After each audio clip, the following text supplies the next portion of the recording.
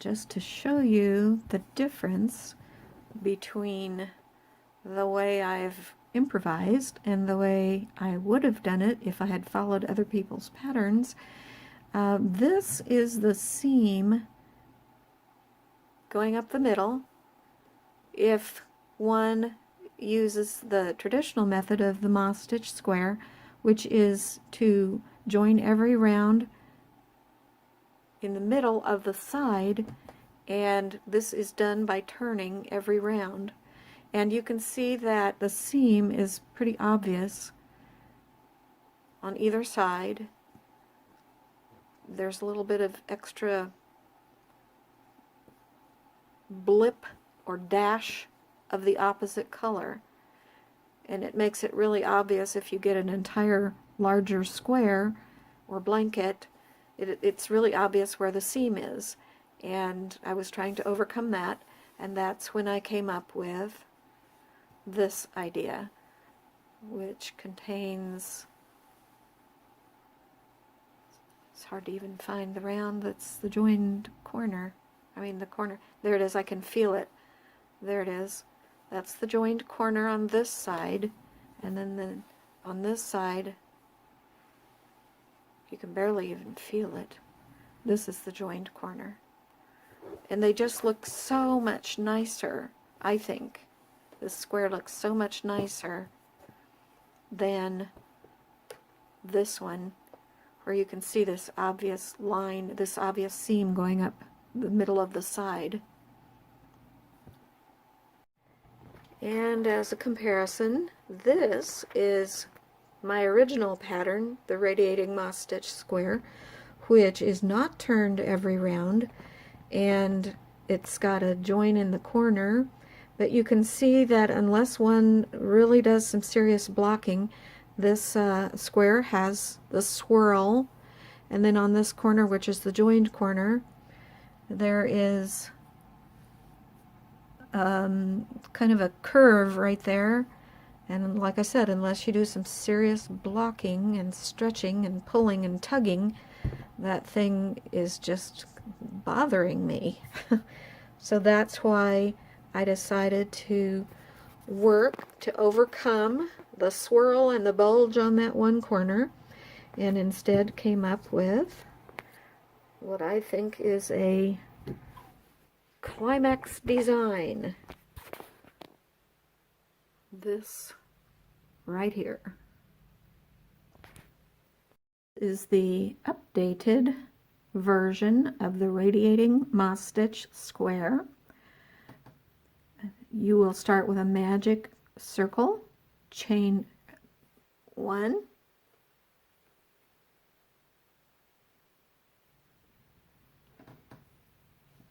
in the circle, single crochet, chain 2, single crochet, chain 2, single crochet, chain 2, and the fourth single crochet, and on the last one we chain only 1 because we're going to join with a single crochet. So now I'm going to cinch down the circle, and in the first stitch under both loops I will work a single crochet. Okay, we now have all 4 corners. The first round is finished. I'm going to pull up the loop just a little taller, remove my hook, and put a locking stitch marker in that loop. And we will leave it there until we come to the, not the next round, but the one after that. Now I will turn the work over, and I will work in the corner that's opposite of the joined corner that I just completed. And I will take my contrasting color of yarn, start with a slip knot in order to make a standing single crochet. In the opposite corner, insert the hook, yarn over, pull through, yarn over, pull through again to make a single crochet in that corner. Because this is the moss stitch, we chain one, and then we go to the next corner and we'll work the moss stitch corner, which is single crochet, chain two, single crochet, chain one. Now the next corner is the one that has the marked stitch and the working yarn from the first round. So this is very important, how we manage this. We want the working yarn in the front and the locked loop in the back of the piece, but we want them to be in between the two single crochet stitches that go into that corner. So as you can see, I'm holding them off to the left a little bit as I make my single crochet, then chain two, then I move the working yarn over to the right, get the tail out of the way, and make sure that the marked loop is also to the right. Then I work the second single crochet of the corner and then chain one for the moss stitch. And you'll notice that the working yarn is hanging between the two single crochet stitches of the corner. And let's look at the back. The marked loop is also in between the two single crochet stitches of the corner. All right, continuing in the direction of progress. We have one more corner to work. So it's a single crochet, chain two, single crochet, chain one, and we are back at the first corner, which is only partially finished because we just started with the second single crochet of that corner. So we need to put in the first single crochet of that corner, and then we will chain one, not two, but one, because we're about to join. And so we will join in that first stitch with a single crochet. And I will remove the loop, the hook from the loop, grab the stitch marker, and put it into the live loop. So now we have completed the second round, and because we work this square by turning it every round, we will turn it again, and we're working into the backs of the stitches, and we start with the marked loop. So to start round 3, which uses the same color as round 1, I'm pulling up that working loop just a little bit. I'll remove the stitch marker, keep that live loop held tight, then I will insert my hook from back to front into that corner chain 2 space. Then I will yarn over, pull it through to the back, and give my wrist a little twist so that the working yarn is now, the loop on the hook is now behind the piece, and then I will replace this loop onto the hook and then continue as normal with a single crochet. So that is the first stitch of the third round, which uses the same color as the first round. Let me show you what the back of this looks like. You'll notice that there is an extra strand here this one right here, is additional to the normal 2 strands on the back of a single crochet. But as we work, we can simply make sure that those strands stay together, and it will not be very obvious at all that we've done this stitch. Okay, continuing on in the direction of progress. Okay, that's the last part of the moss stitch corner. So continuing on is the chain 1, and then we have a chain 1 space here on the side, which is where we put our moss stitch, which is a single crochet chain 1. Then we go to the corner chain 2 space and make a moss stitch corner, single crochet, chain 2,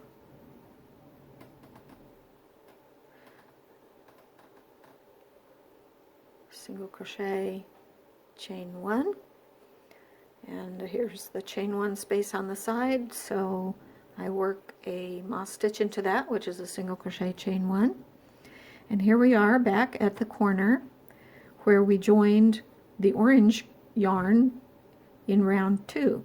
So we're going to work around these strands in just the right way. Right there is the chain 2 space.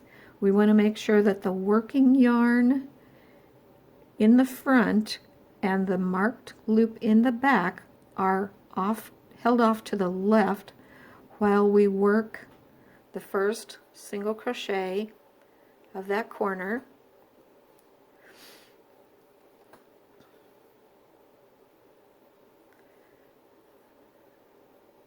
Oops, that turned out wrong. No, wait a minute, I'm sorry, it's right. There's the tail, and it's the working yarn that I want to make sure is between the 2 single crochets. Okay, so the first single crochet has been completed. Now it's chain 2 for the corner. Now before we can work the second crochet, a single crochet of the corner, we move all this strands to the right and then make our second single crochet of the corner and then a chain 1. And let's take a look at what we have here. There's the tail, here's the working yarn, and on the back is the marked loop. Notice that it's between the 2 single crochet stitches of the corner, and the working yarn is hanging from between the 2 single crochets on this side. Okay, continuing on, moss stitch, moss stitch corner,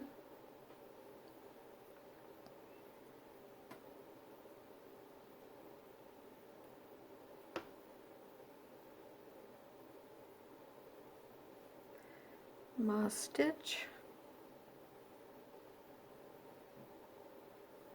and we're at the first and or last corner of the round. We started that corner with a single crochet, so we're going to put another single crochet in that same chain 2 space, and we chain 1 and then single crochet into that first single crochet that we made under these 2 loops here.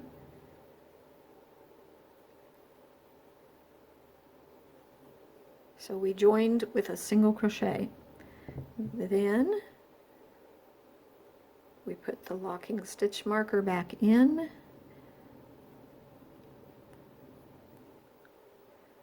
and there we have the first 3 rounds of the square, white, orange, white. Now we turn it over and continue with orange. So once again, we pull this loop up just a little, remove the stitch marker, hold that loop down, insert from back to front in the chain 2 corner space, yarn over, pull that loop to the back, Then we reinsert the hook back into the loop that was the marked loop, complete it as a single crochet. So let's take a look at that. There you can see those three strands have moved themselves together in a nice way.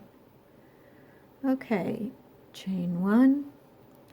Now moss stitch in the chain 1 space. Another moss stitch in that chain 1 space.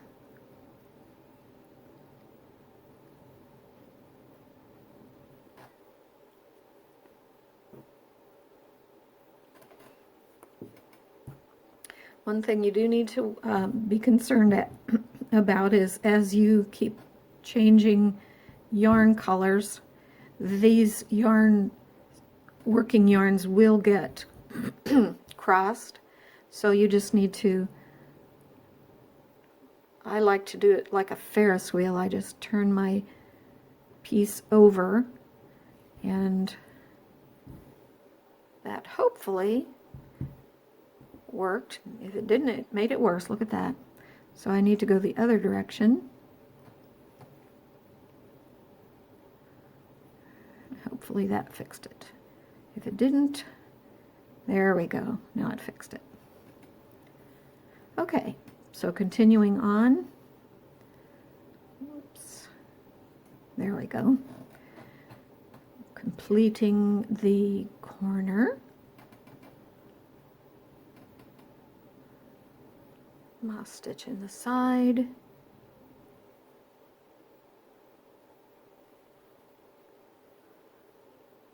Moss stitch in the side. Okay, we're back to a corner again.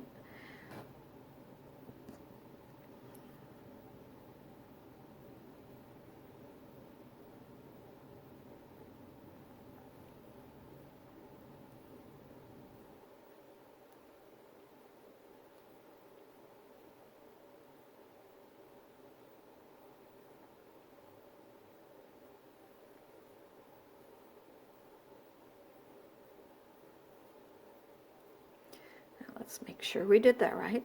There's the working yarn between the 2 single crochets of the corner. On the back, the marked loop is also between the 2 single crochets, which is exactly what we want. It's about at this point that I would probably weave in these tails so that they don't keep confusing me. It's up to you how you want to handle that.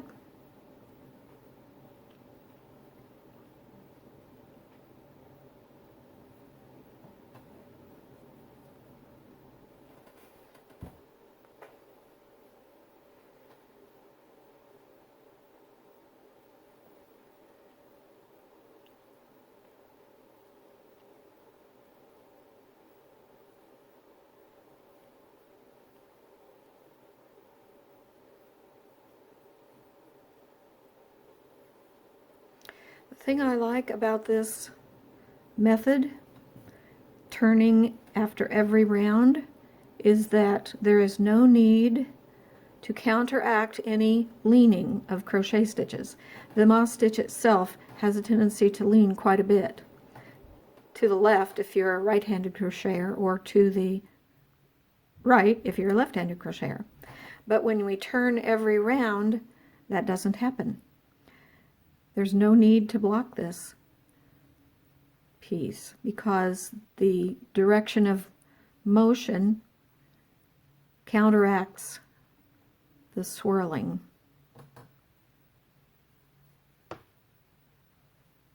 Finish with a single crochet.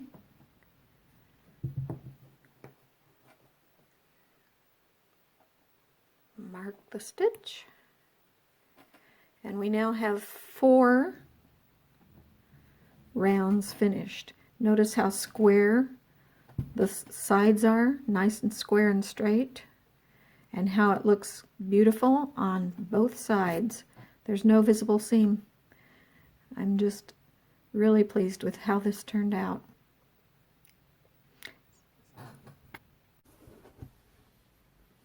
This is a finished square. I think I showed this to you before, but this is the joined corner. The blue stitches are a little bit thicker, and this is the joined corner. Actually, it would be on the back. This is the joined corner where the white stitches are a little bit thicker. But taken all together, you can barely see that. You can barely see those joined stitches when you look at it from far away. In fact, even if you look at it up close, I think it looks pretty good. There are those joined stitches. It looks so close that you can hardly tell the difference. And as I said, there's no need to block this, because since you turned every round, the square comes out nice and square without any blocking needed.